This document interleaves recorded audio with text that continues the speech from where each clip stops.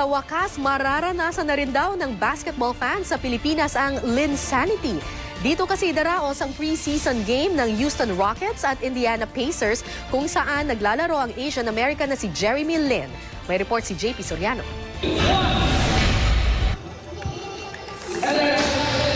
Mala championship celebration ang ginawang pag-anunsyo sa kauna-unahang gaganaping NBA Games sa Pilipinas sa October 10 ngayong taon. Si NBA Commissioner David Stern pa ang nag-anunsyo na gaganapin ito sa Mall of Asia Arena. Ang preseason game, tatampukan ng Indiana Pacers at Houston Rockets kung saan naglalaro ang Asian American na si Jeremy Linsanity Lin.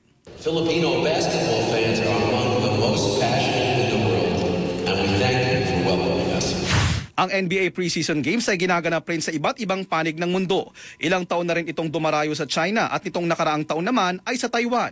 Pangako ng NBA, masasaksihan lang ng Pinoy fans ang lahat ng manlalaro ng Indiana Pacers at Houston Rockets. Bukod kay Lin, kasama na rin ang NBA All-Star shooting guard si James Harden. Our team owners and players are excited about the opportunity to come here and play in front of such passionate fans.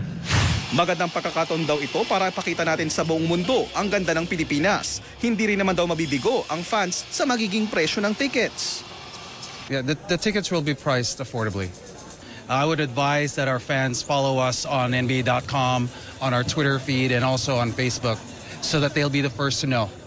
Kaya naman tuwang-tuwa rin ang Pinoy Cagers. Ito team talaga, maglalaro sila.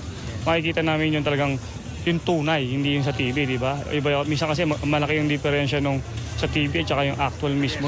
Anytime you get a chance to see them live, it's exciting.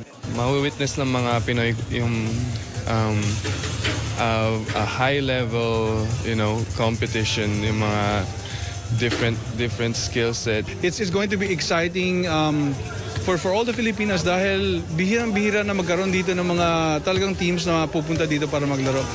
JP Soriano, GMA News.